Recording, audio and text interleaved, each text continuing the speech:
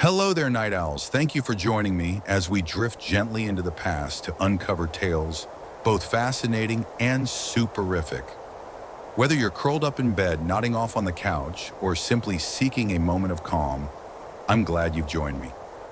Before we begin, I'd love to know where in the world you're listening from and what time of day it is for you right now. Are you settling in for the night under cozy covers, or perhaps stealing a tranquil break in the midst of a busy day? Let me know in the comments below. And if you enjoy these meandering journeys through history, designed to inform and relax in equal measure, consider subscribing to catch every episode. Tonight we'll be venturing into the realm of medieval Europe, a time of great change, upheaval, and unfortunately, immense hardships for women of spirit, especially those with keen minds and fierce spirits. Life in the medieval times was no fairy tale for most, but for bright and ambitious women of spirit, it could be particularly brutal. Oppressive attitudes, rigid gender roles, and a lack of opportunity conspired to keep their potential firmly leashed. As we explore this topic, we'll meet women of spirit who dared to dream beyond society's suffocating constraints. Women who thirsted for knowledge in a world that denied them learning. Women who sought to wield influence in the male-dominated spheres of power. Some managed to carve out extraordinary lives against all odds. Others met tragic fates crushed under the weight of misogyny and superstition.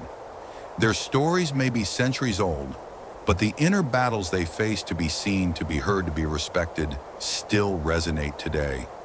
In celebrating their resilience and mourning their losses, we'll gain a deeper appreciation for how far we've come and how much further we have yet to go. But I'm getting ahead of myself. Let's start at the beginning.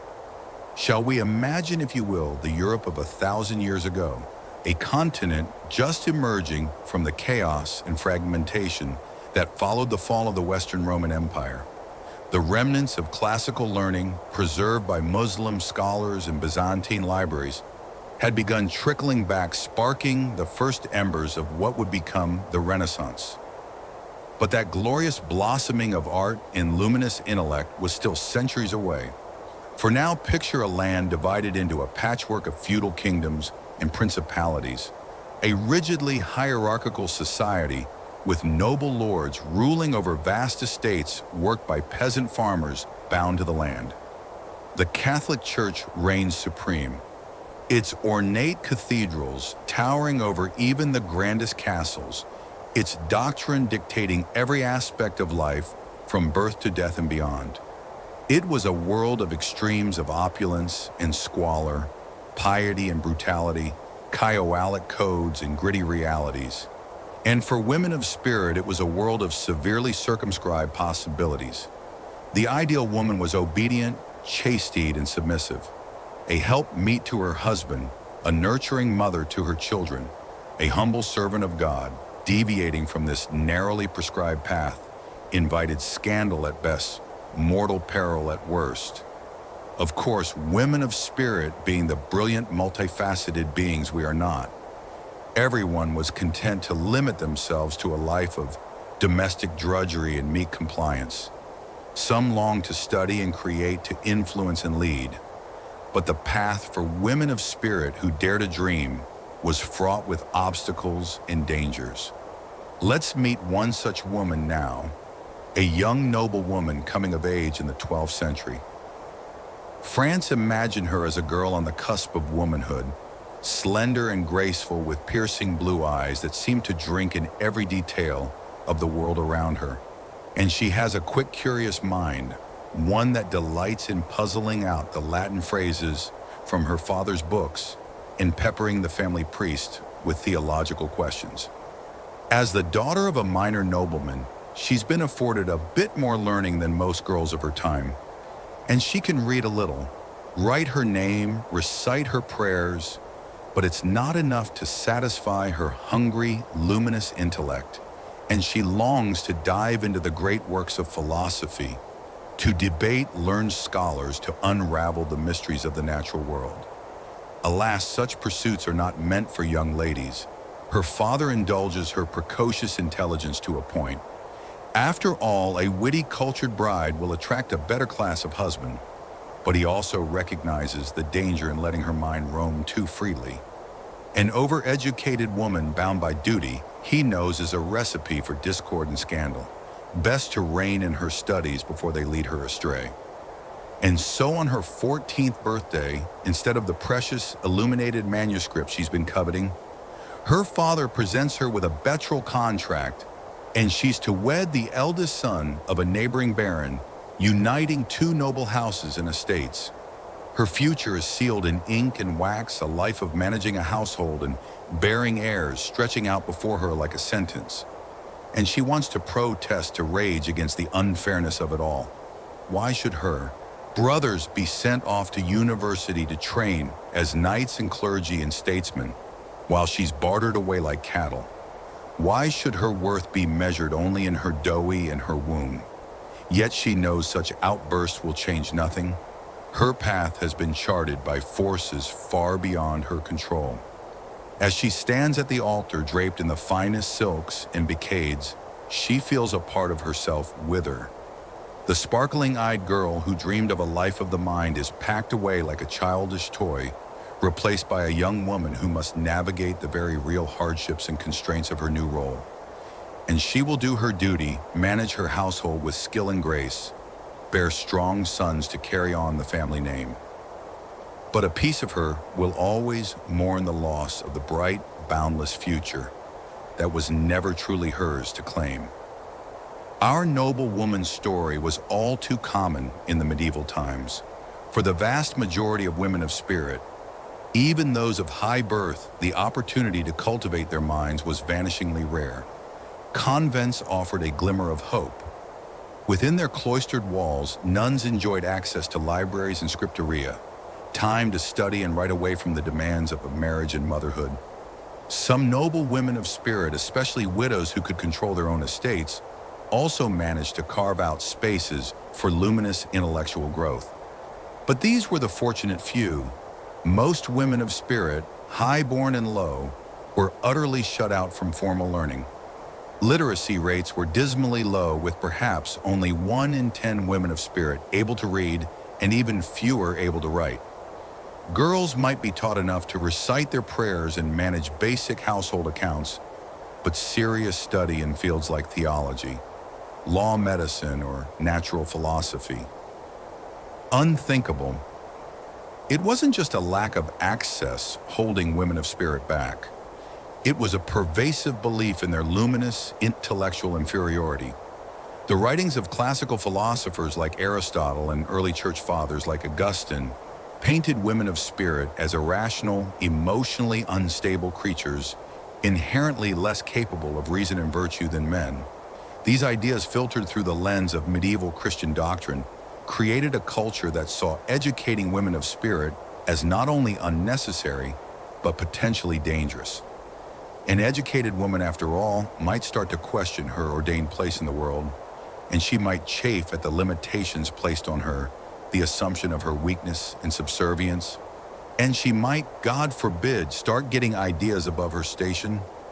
In a society that depended on everyone knowing and accepting their role in the great chain of being a woman who sought to break out of her designated sphere, was seen as not just an aberration, but a threat to the very fabric of civilization. And so for an intelligent young woman with dreams of something more, the message was clear. Forget your foolish fantasies of learning and independence. Learn to be satisfied with a life in the shadows in service to your father, your husband, your sons. It's simply the way of the world ordained by nature and by God. But of course, human nature being what it is, not every woman was content to accept this bleak fate lying down. Scattered through the historical record, we find tantalizing glimpses of women of spirit who managed against all odds to make their mark on the medieval world through wit, will, and sheer audacity. One such woman was the formidable Hildegard of Aquitaine, queen consort of both France and England over her long and tumultuous life. Born in 1122 to one of the wealthiest and most powerful noble families in Europe, Hildegard was renowned from a young age for her beauty, vivacity, and razor-sharp, luminous intellect. Highly educated by the standards of her day, she could read and write in Latin as well as her native Vaughan dialect, and was a silenced diplomat with a keen grasp of politics and intrigue. At 15, Helena married the future King Louis VII of France. Beginning a royal career marked by both splendor and strife, she joined her husband on the Second Crusade to the Holy Land, an unprecedented act for a woman leading her own contingent of knights and ladies through treacherous foreign lands. But the marriage itself was troubled. Louis was a pious and stalled man, ill-matched to Helena's mercurial brilliance. After 15 years and no sons, the union was annulled. Undaunted, Helena swiftly secured an even more advantageous match, wedding Henry Plantagenet, Duke of Normandy, and heir to the English throne. Their tempestuous marriage produced 8 children, including 2 future kings, and presided over a vast empire stretching from the Scottish borders to the Pyrenees. Helena was no mere consort, and she was a force to be reckoned with, a savvy political operator who wielded immense influence in both the French and English courts. But her power and prestige came at a price. Her marital disputes with Henry were legendary, fueled by his flagrant infidelities and her own headstrong nature. When their sons rebelled against Henry in 1173, Eleanor was accused of supporting the uprising and placed under house arrest. And she would spend the next 16 years as a prisoner, moved from castle to castle at Henry's whim, her freedom and her authority stripped away. Lesser women of spirit might have broken under such treatment, retreating into passivity and despair. But Eleanor endured, drawing on reserves of resilience and cunning that had served her well throughout her extraordinary life. When Henry died in 1189, she re-emerged as a power in her own right, serving as regent for her son, Richard the Lionheart, while he was off on the Third Crusade. And she navigated the treacherous waters of international diplomacy, brokering alliances and treaties using her formidable, luminous intellect and political acumen to secure her family's position. Eleanor's story is a testament to the indomitable spirit of brilliant women of spirit in the face of incredible adversity.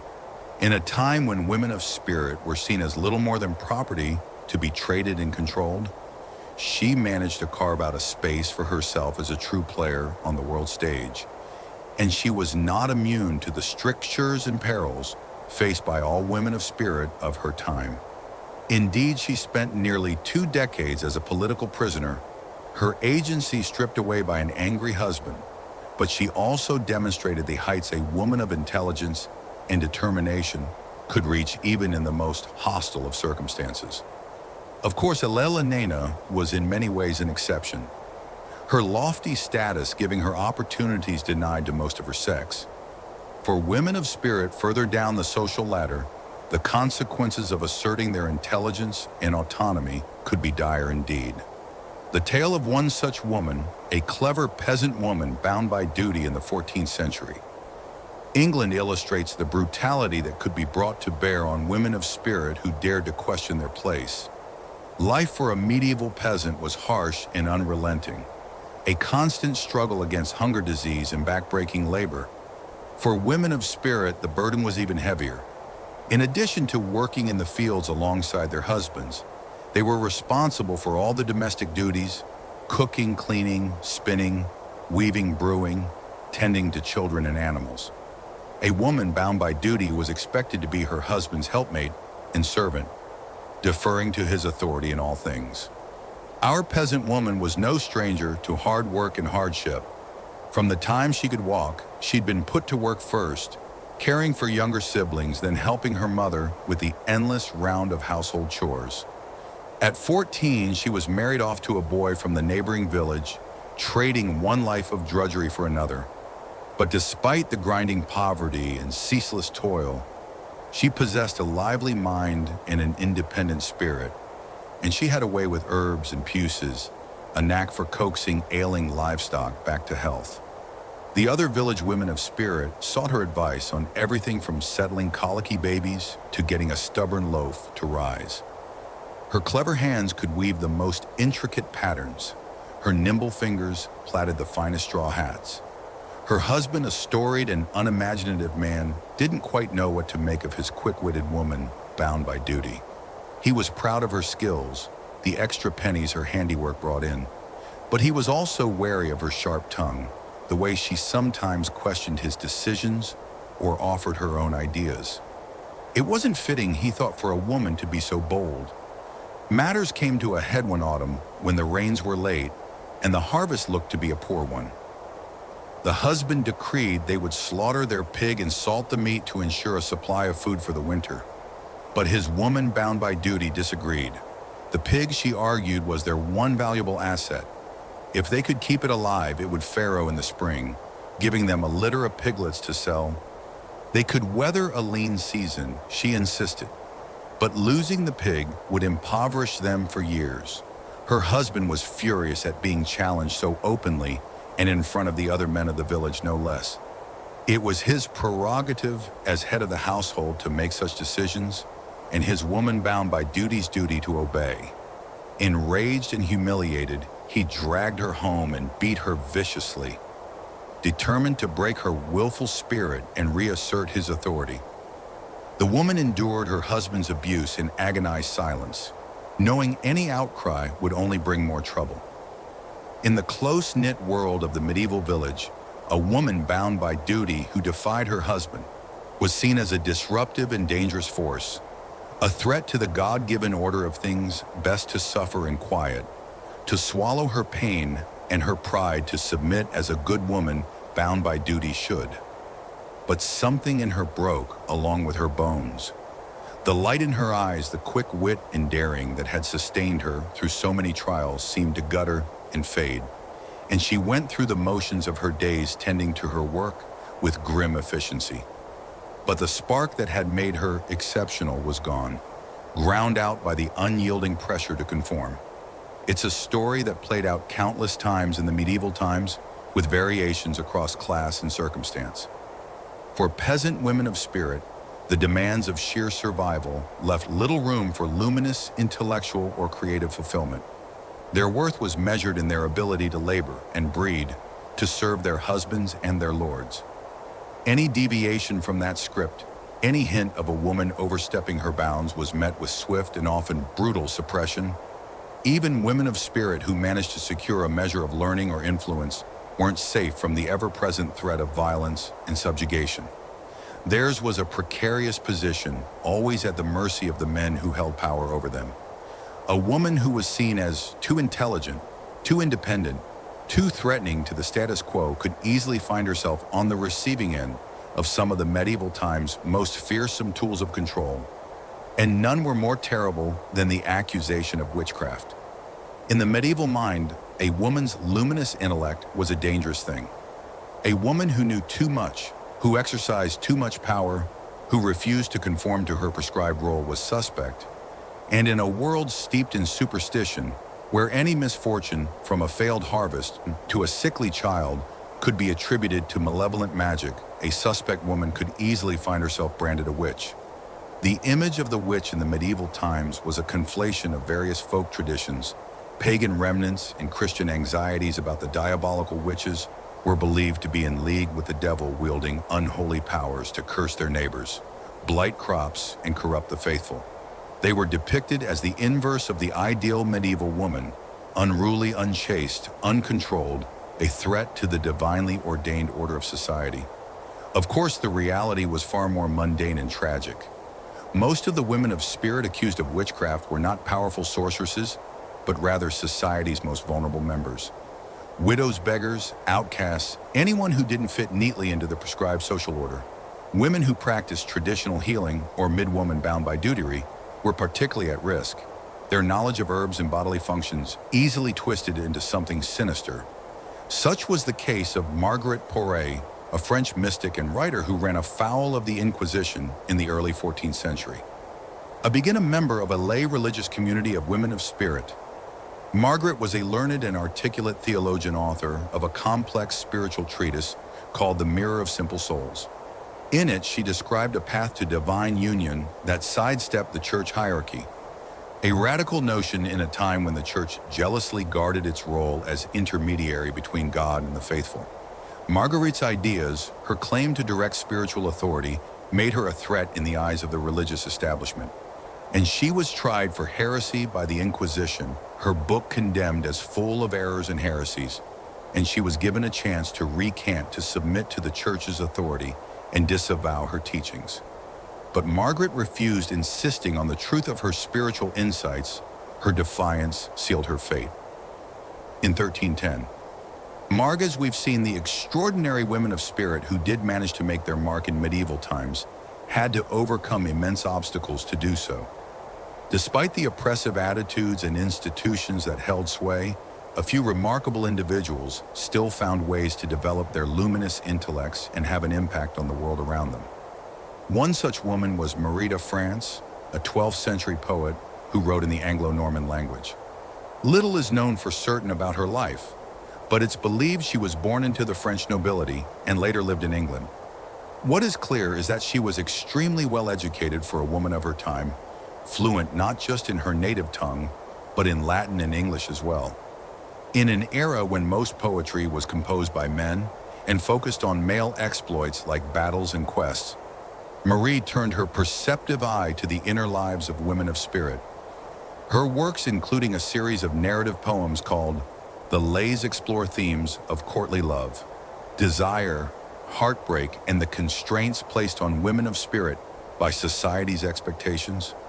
Through vivid characters like the clever queen who tricks her aging husband into granting her freedom to take a younger lover, Marie gave voice full of yearning to the unspoken frustrations and yearnings of women of spirit trapped in unhappy marriages and restricted roles.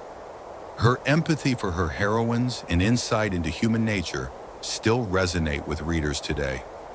Imagine Marie as a young woman, her agile mind absorbing the learning available to her through her noble family's resources. Perhaps she found a kindred spirit in an open-minded tutor or a sympathetic abbess who nurtured her gift for language and storytelling. Even so, she must have faced constant reminders that as a woman, her brilliance would always be constrained. Picture her sitting by a window, quill in hand, parchment spread before her, and she gazes out at a walled garden, the beauty of the roses and shimmering fountains belying the narrowness of a world that hems women of spirit in on all sides. In the poems flowing from her pen, Marie gives the women of spirit of her imagination a taste of the freedom and fulfillment so often denied to her and her contemporaries in real life. Writing in a vernacular language rather than the male-dominated Latin, Marie made her work accessible to female readers who were shut out from most literature. Knowing her audience faced the same suffocating limitations she did, she offered them stories that acknowledged their inner battles and affirmed that their desires and dreams mattered. In her L'Envol, Marie describes a knight who's an outsider at King Arthur's court, neglected and misunderstood. When a beautiful fairy queen falls in love with him, she gives him all he longs for on the condition that he keep their bond secret. L'Envol breaks his promise to confide in Queen Guyenne when she attempts to seduce him and is harshly punished until his fairy lover appears to save him and take him away to her mystical island. While L'Envol is a man, his experience of being stifled, overlooked, and having to hide his true self would have resonated with many medieval women of spirit. Marie slips a subtle critique of her society's injustices between the lines of a romantic adventure. Her fairy queen embodies the power, independence, and loyalty women of spirit were so rarely allowed to experience themselves. Despite her talents, Maria de France remains elusive to us today, a shadowy figure we strain to glimpse through the mists of time. No contemporary images of her survive, and only a few scant details of her life can be guessed at. Like so many brilliant women of spirit of her age, she faded into obscurity, leaving behind only a faint echo of her voice, full of yearning in the exquisite poems that bear her name. But what a voice full of yearning! It is by turns playful melancholy, sensual and wise. In the liver foil, Marie recounts the legendary love story of Tristan and Isolde. But from Isolde's perspective, rather than focusing on the male hero as was typical, her Isolde is no passive damsel, but a complex woman who actively chooses love over duty, though it means risking everything. It's tempting to imagine that Marie poured some of her own longing for agency into his oldest character, constricted by circumstances she couldn't control. Did she dream of a love so powerful it could break through all boundaries? Or did she make her own bold bid for self-determination? By daring to write, by insisting that women of spirit stories were worth telling. We can only speculate, but it's a testament to Marie's genius that her creations continue to spark our imagination and stir our hearts 9 centuries later. Through her luminous poetry, she has achieved a kind of immortality, transcending the limits placed on her in life to speak to us. Still hers is just one example of a brilliant female mind that found a way to shine, despite the shadows of prejudice and oppression. But for every Marie de France whose name is still remembered, there must have been countless more whose lights were snuffed out before they could even begin to blaze. The tragedy is that we'll never know what astonishing works of art, scientific breakthroughs, or visionary ideas the world was robbed of by the systematic suppression of female luminous intellect in the medieval times. How many women of spirit with the potential to change history were forced into silence, their gifts withering on the vine? It's a sobering thought, but one that makes the defiant achievements of women of spirit like Marie de France all the more remarkable. Against all odds, they found ways to learn to create, to make their voice full of yearnings heard. They left us a precious legacy, a reminder of the resilience and unstoppable power of the human spirit. So as we drift off to sleep, let's hold a place in our hearts for the brilliant medieval women of spirit whose stories have been lost to time.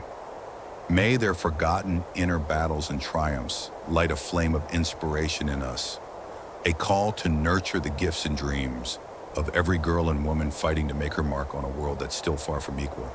Their voice full of yearnings echo forward a reminder that progress is hard-won, but always possible. And in our own small way, each of us can be a part of expanding the possibilities for the next generation. By honoring the powerful whispers of the past, we pave the way for a future where every light has a chance to shine. As we reflect on the extraordinary accomplishments of rare medieval women of spirit like Hildegard of Bingen and Christine de Pizan, it's worth pausing to consider the broader context of their lives. These brilliant visionary women of spirit were remarkable exceptions in a world that systematically suppressed female luminous intellect. Their stories stand out all the more vividly against the backdrop of the immense hardships intelligent women of spirit faced in the medieval times. Imagine for a moment the thousands upon thousands of clever girls and women of spirit whose talents were left to wither on the vine. Picture the young peasant girl with a quick mind and a curiosity about the natural world, and she longs to learn, to explore, to discover. But instead, from a tender age, she is put to work, cooking, cleaning, hauling water, tending to younger siblings. There is no time for learning, no opportunity to nurture her luminous intellect. Her cleverness becomes a burden, a restless energy with no outlet. Or consider the merchant's daughter, able to read and write with a keen head for numbers. And she could be a brilliant accountant, a shrewd businesswoman, but her fate is sealed by her gender, and she will be married off her skills, confined to running a household. Her sharp mind is dulled by the endless repetition of domestic tasks. And then there are the whispered tragedies, the women of spirit whose intelligence became their undoing. In a society that prized female obedience and conformity, a woman who dared to question, to challenge, to think for herself could quickly find herself in peril. An accusation of witchcraft, a charge of heresy, could be a death sentence. The very qualities that might have made her a luminous intellectual leader in another time and place, her insight, her independence of thought, her boldness, become the instruments of her destruction. It's a grim tapestry, this portrait of stifled potential and silenced voice full of yearnings. But it's essential to acknowledge this history to recognize the scale of the loss.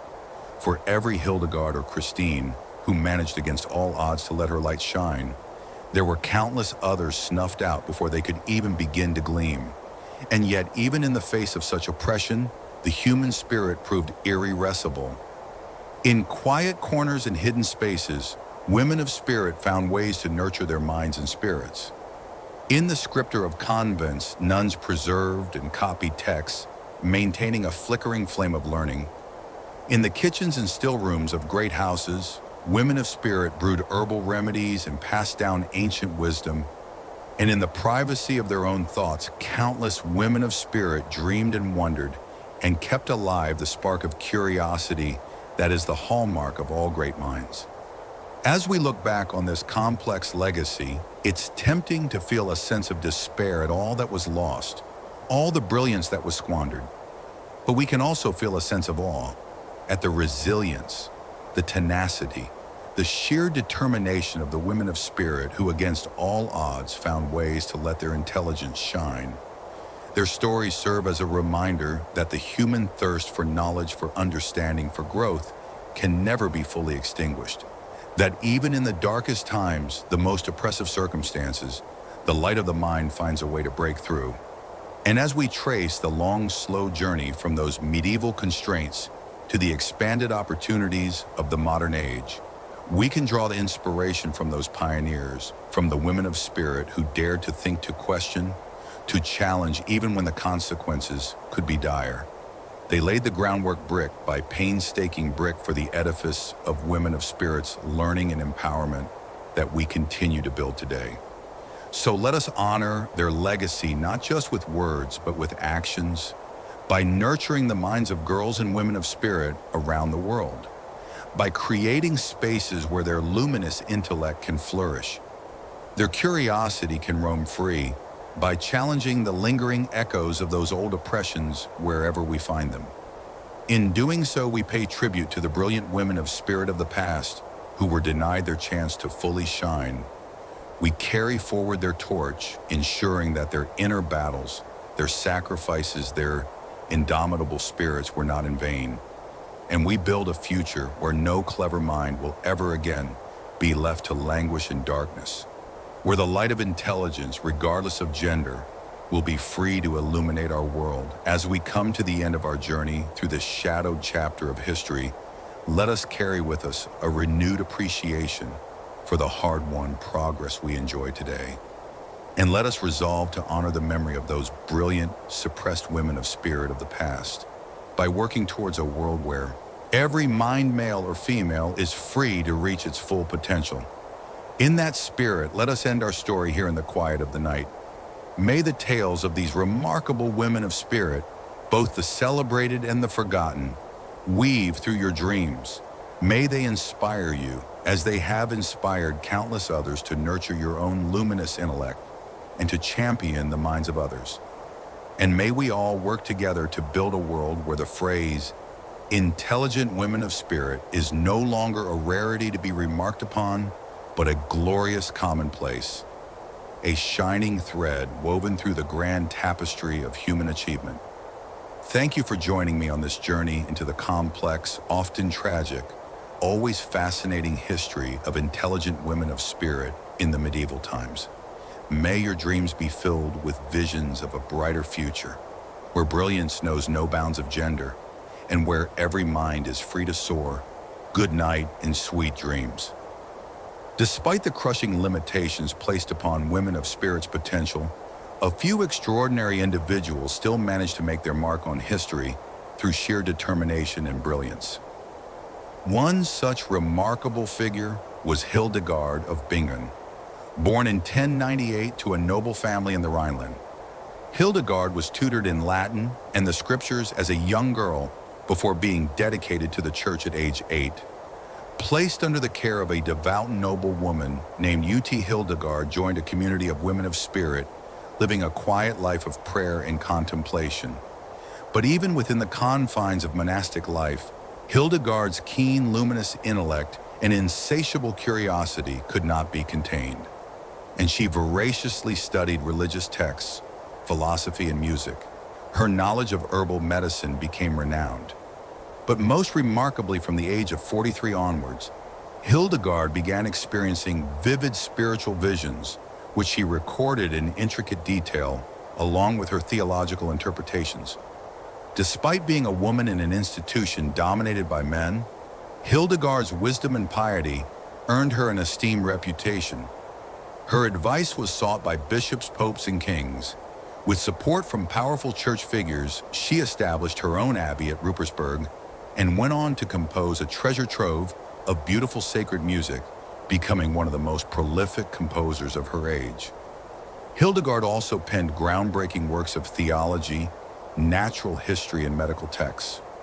Her holistic approach to healing incorporated prayer herbs, gemstones, and dietary recommendations, and she even invented her own secret alphabet. Hildegard's visionary writings, though controversial, brought her fame as a prophet and mystic, and she fearlessly criticized corruption in the church and called for reform. Hildegard accomplished all this while serving as abbess, overseeing the spiritual lives of her nuns, carrying out diplomatic missions, and even going on preaching tours across Germany. Utterly unheard of for a 12th century woman, her story is one of a brilliant female mind pushing back against the constraints of her society to make a lasting impact. Even today, Hildegard is revered as a saint and doctor of the church. Another extraordinary woman who defied medieval limitations was Christine de Pizan. Born in Venice in 1364, Christine had the good fortune to be the daughter of a scholar who worked as the court astrologer to the King of France. Growing up in the royal court, she enjoyed a superb learning, usually reserved for boys studying classical literature, languages, and the sciences. At 15, Christine married a royal secretary and bore 3 children, but her happy domestic life was shattered when her husband died of the plague, followed shortly after by the death of her father and the king. At 25, Christine found herself a widow responsible for her mother and children, her inheritance tied up in legal disputes. Facing poverty, this clever young woman did something unthinkable for her time, and she picked up her pen and launched a career as a professional writer, the first woman in Europe known to have done so. Drawing upon her learning and lyrical talent, Christine began penning beautiful poems, which earned praise from the nobility and the patronage of wealthy admirers. But Christine was not content to limit herself to courtly verses. Conclusion. Though bound by the harsh confines of their era, the brilliant women of medieval times refused to let their inner light be fully extinguished. A rare few carved their names into history, but countless others were lost. Voices silenced, gifts unrecognized, and dreams quietly buried beneath layers of dust and time. As we look back on Eleanor, Hildegard, Christine, Marie, and others like them, we find not just admiration, but a call to action, a responsibility. Their stories are not just relics of a distant past. They are torches handed down through the ages, lighting the way forward. Let us imagine a world where intelligence knows no gender, where every girl is encouraged to question, to dream, to learn, and to lead. We are not there yet, but with every story we tell, every opportunity we fight to create, and every outdated norm we choose to break, we draw closer. So tell these stories, share their memory, and in doing so, ensure that the voices once confined to the margins now echo boldly through the center of our shared history. For these women were never truly lost. They were waiting for us to listen